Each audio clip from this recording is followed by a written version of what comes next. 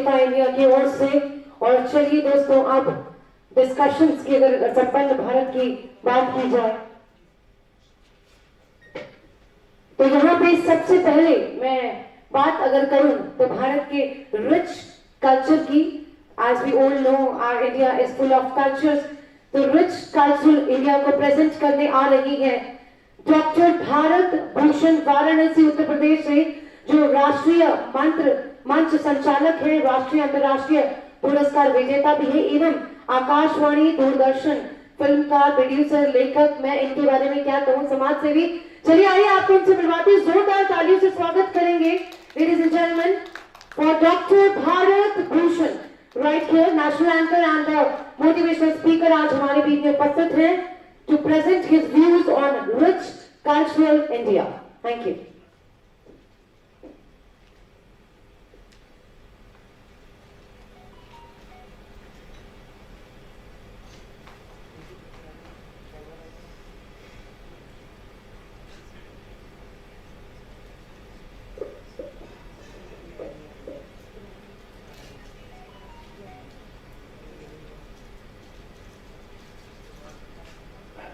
Hello hello hello hello साथियों, आज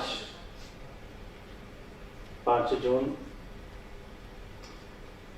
यानी कि पर्यावरण दिवस।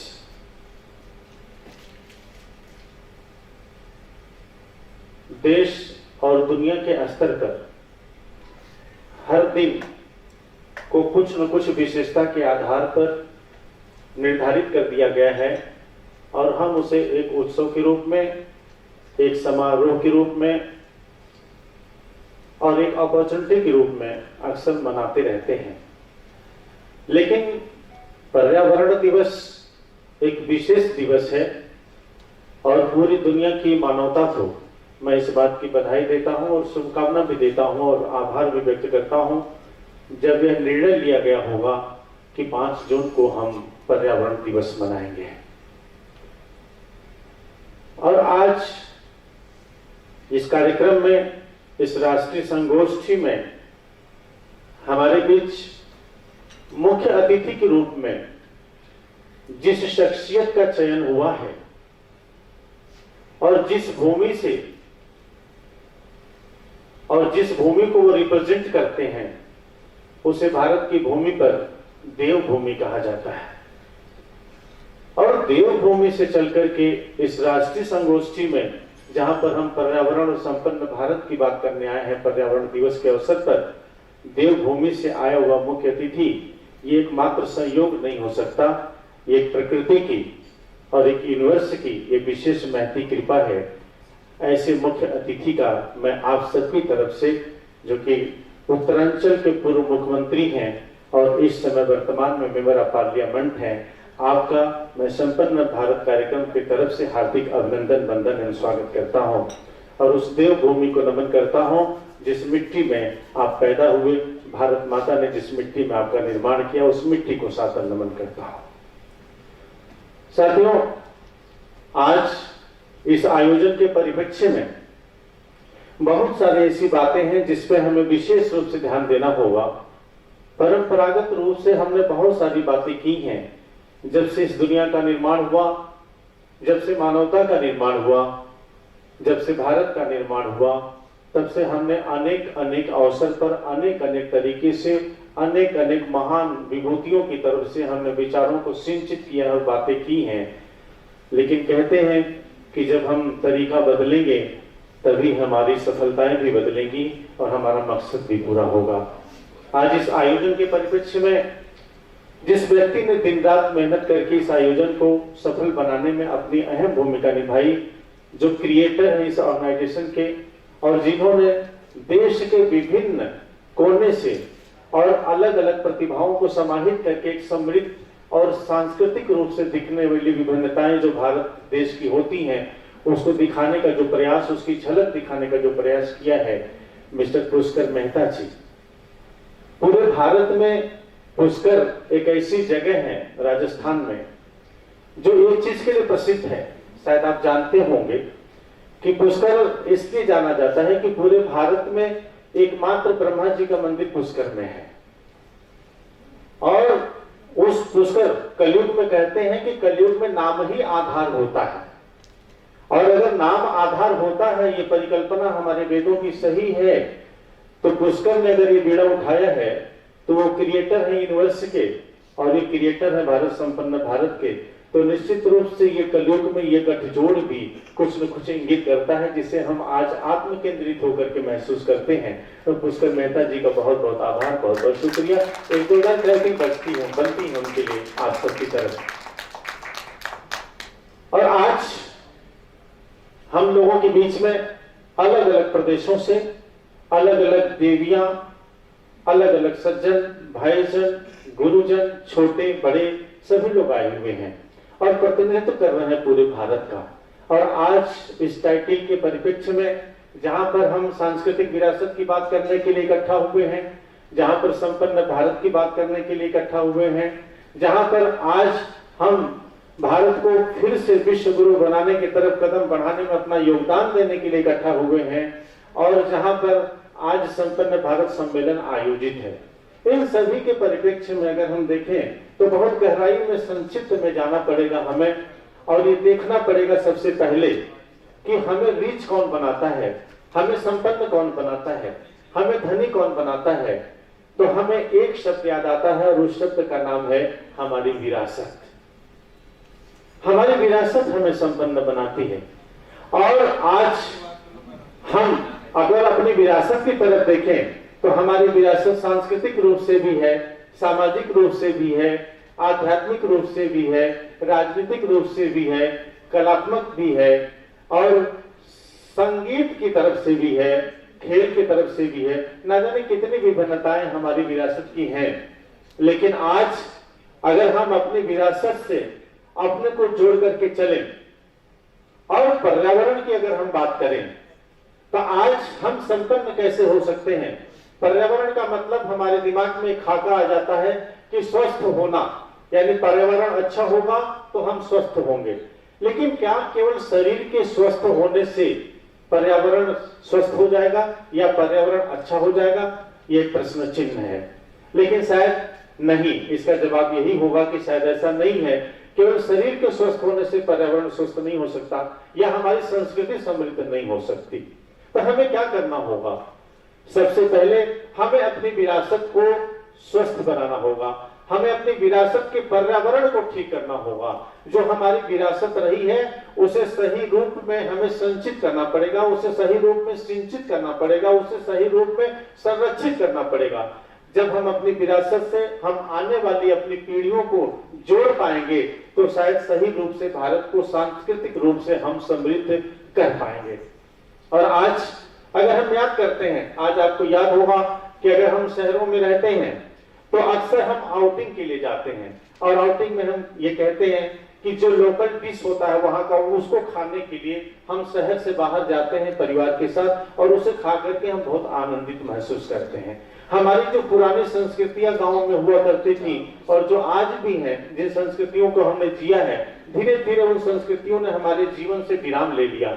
अगर उन संस्कृतियों को गहराई से अगर हम जाके देखें और महसूस करें और अपने जीवन में उतारने की कोशिश करें तो मुझे लगेगा कि हमारी संस्कृति के जो एक एक कंटेंट थे वो हमारे हर प्रकार के समग्रता के साथ, स्वास्थ्य की जो समग्रता है, पर्यावरण की जो समग्रता है, हमारी संस्कृति की जो समग्रता है, सबको जोड़ करके हमारे पूर्वजों ने, हमारे बुजुर्गों ने उस कंटेंट को और हमारी जीवन शैली को तैयार किया था, जिससे हम अछूते होते चले गए, दूर होते चले गए, जिसकी वजह से आज हमको संगोष्ठी करनी पड़ रही है। भारत विश्व गुरु था, लेकिन आज हम फिर भारत को विश्व गुरु बनाने जा रहे हैं, बनाने में लगे हुए हैं। जो चीज हमारे पास थी और आज उसको हम फिर से बनाने जा रहे हैं। इसका मतलब क्या हुआ कि वक्त अपने आप को दोहरा रहा है। हम उसी पद चिन्हों पर चल रहे हैं जिन पद चिन्हों पर हमारे पूर्वज चल चुके हैं। जिस ऊंचाई को हमारे पूर्वजों ने छुआ है, जिस ऊंचाई को भारत की समृद्ध संस्कृति ने छुआ है, आज उसी को छूने की हम कोशिश कर रहे हैं। यानी कि हम फिर उसी जिंदगी को जीने की कोशिश कर रहे हैं जो हमारे पूर्वजों ने अपनी जिंदगी को जिया था पहले। और आज उसी का उदाहरण हम ले रहे हैं, आज उसी पर गर्व की अनुभूति महसूस कर रहे हैं। इसका मतलब कि कहीं न कहीं ऐसे सुधार की आवश्यकता है कि आने वाले वक्त में अगर हम फिर से भारत को विश्व गुरु बनाने में कामयाब हो जाएं, तो फिर ये कहने की जरूरत न पड़े आने वाली पीढ़ियों को कि हम फिर से भारत को विश्व गुरु बनाना चाहते हैं। एक बार बन जाए तो उसका अस्थायित्व कैसे कायम रहेगा, वो उस पद पर स्थिर कैसे रहेगा, ये हमारे विचार का केंद्र बिंदु होना अति आवश्यक है। वरना ये रिसाइकिल प्रक्रिया है प्रकृति की, हमेशा चलती रहेगी। बार बार आप गिरेंगे उठेंगे, बार बार गिरेंगे उठेंगे। ये बार बार होना ऐसा ठीक नहीं है, कुछ एक बार होना तो स्वाभाविक होता है। आज अगर हम अपने विरासत को देखें, अगर कबीरदास और तुलसीदास जी का नाम अगर हम अपनी जुबान से लेते हैं, आप देखिए ईमानदारी से विश्वविद्यालयों में आज कबीरदास, तुलसीदास, संत रविदास, जो महान संत हमारे देश के रहे हैं, आज उनके ऊपर हमारी युवा पीढ़ी रिसर्च करके उनके ऊपर डिग्रियां ले रही है और डिग्री लेने के बाद अपने को बताती है कि हमने कबीरदास जी के दोहों पर, तुलसीदास जी की चौपाई पर हमने रिसर्च करके डॉक्टरेट की उपाधि प्राप्त किया। लेकिन उसी के केंद्र में हमको यह महसूस करना होगा कि जिनके ऊपर हमने डॉक्टरेट की उपाधि प्राप्त की है, वो व्यक्ति कभी स्कूल नहीं गया, जो कभी विश्वविद्यालय नहीं गया, जो कभी स्कूल नहीं गया, जो कभी पढ़ने नहीं गया, आज उसके ऊपर पढ़ करके डिग्रियां लेकर के हम अपने अंदर गर्व की अनुभूति महसूस करते हैं। तो हमें मानना पड़ेगा कि हमारी संस्कृति कितनी समृद्ध रही है और हम आज अपने आप को कितना छोटा पाते हैं, वहां पर कितना बौना महसूस करते हैं। हम उनको पढ़ करके डिग्रियां ले रहे जो कभी पढ़ने स्कूल नहीं गए, और उन्होंने जो ग्रंथों का निर्माण कर दिया पूरी दुनिया का आधार बन गया। आज गीता के ऊपर पूरी दुनिया में रिसर्च हो रहा है, पूरी दुनिया गीता को अपना आधार बना रही है। वैश्विक स्तर पर मानवता का आज केंद्र बिंदु गीता बन गया, भागवत गीता बन गया, और भागवत गीता लिखने वाला व्यक्ति कभी स्कूल नहीं गया। ये आपकी संस्कृति रही है। तो हम कहां जा रहे हैं? अपनी संस्कृति को पिरोने के लिए हमें झांकना होगा और आत्म केंद्रित होना पड़ेगा। और आज हम देख पा रहे हैं कि हमने अपनी आवश्यकताओं को इतना ज्यादा बढ़ा लिया है, हमारी आवश्यकता इतनी ज्यादा बढ़ गई है।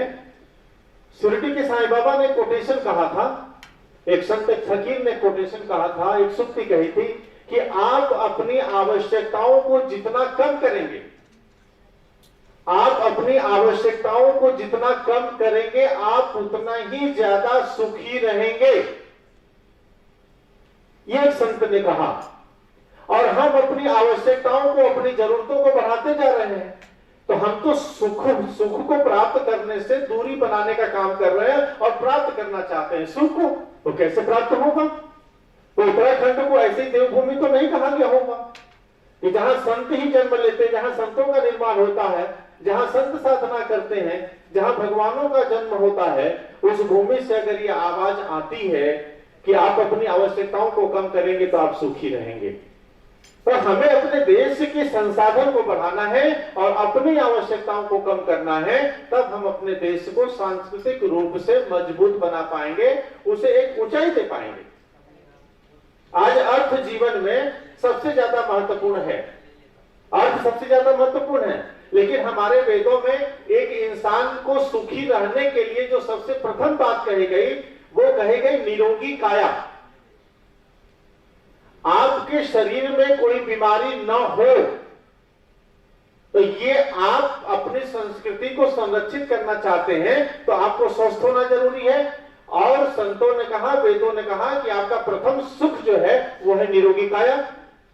तो जब आपकी निरोगी काया होगी और घर में माया होगी और आज्ञाकारी स्त्री होगी, समर्पित स्त्री होगी और आज्ञाकारी पुत्र होगा, ये चार सुख बताए गए हमारे वेदों में और हमने उसको महसूस किया।